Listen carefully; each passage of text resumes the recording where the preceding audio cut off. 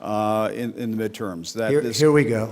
Well, if you don't mind, Mr. President, come on. that this caravan was an invasion. As you know, Mr. President, I consider it to be an invasion. As you know, Mr. President, caravan was not an invasion. It's a group of migrants moving up from Central America towards the border with the U.S. Thank you for telling me. And why did you characterize it as such? Because I consider it an invasion. You and I have a difference of opinion. But do you think that you demonized immigrants in this election to try to keep? I want them to come into the country, but they have to come in legally. You know, they have to come in through a process. I want it to be a process, and I want people to come in, and we need the people. Your campaign. Wait. You know why we need the people, Najee? Because we have hundreds of companies moving in. We need the people. They're hundreds of miles away. They're hundreds and hundreds of miles away. That's not an invasion. invasion. Honestly, you know what? Away. That's not an invasion. Honestly, I think you should let me run the country. You run CNN. And if you did it well, your ratings would be much better. If I may ask one other question. Mr. President, that's enough. I was going to ask one of the other folks. That's enough. Pardon me, ma'am.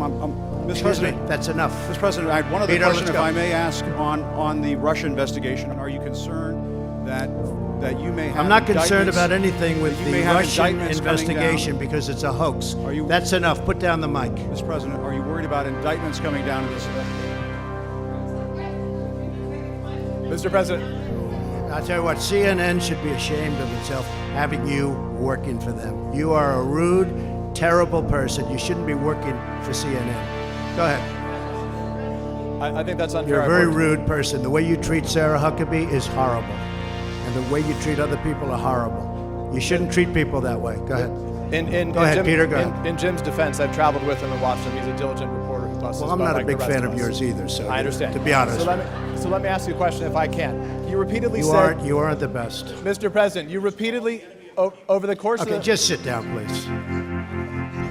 Well, when you report fake news, when you report fake news, which CNN does a lot, you are the enemy of the people. Go ahead. Mr. President, over the course of the last several days of the campaign, sir, at the end of the campaign, you repeatedly said that Americans need to fear Democrats. You said would unleash a wave of violent crime that endangers families everywhere. Why are you pitting they're very Americans? Weak on crime. Why are you pitting Americans against one another, sir? Peter, you're trying to be him. No, I'm just asking the question. Let me just tell you, very simple, because they're very weak on crime. Go ahead, take the.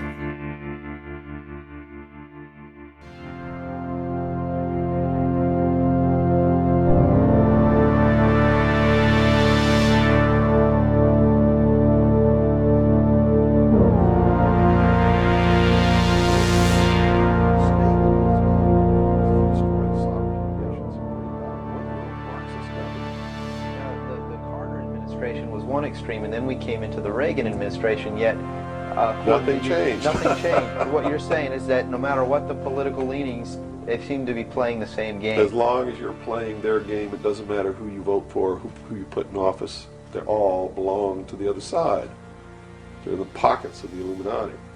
When you quit electing professional politicians, when you quit electing the guy who looks nice on television because he speaks good and he looks like the guy you wanted to marry or something like that,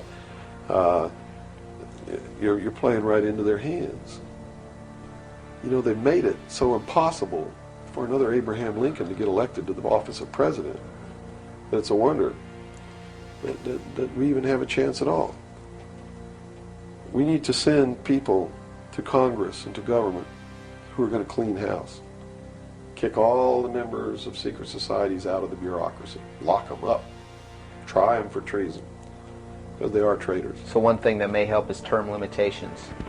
We must have term limitations, and it must be only one term. And forget all this nonsense that anybody goes to Washington and don't know what's happening. They don't know what's happening simply because they haven't taken the time as citizens to understand how our government works before they ever go to Washington.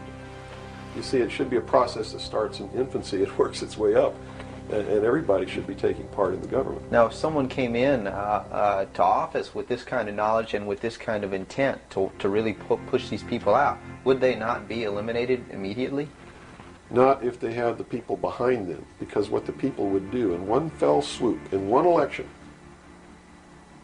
would elect people who've never served in government before, kick the incumbents out, send citizens to Washington. And here's the way it has to be done. You know, right now, you don't even pay your congressman. You know who pays your congressman?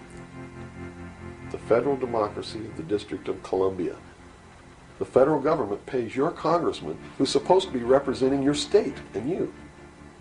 The federal government is a foreign country to your state. Why should he represent you?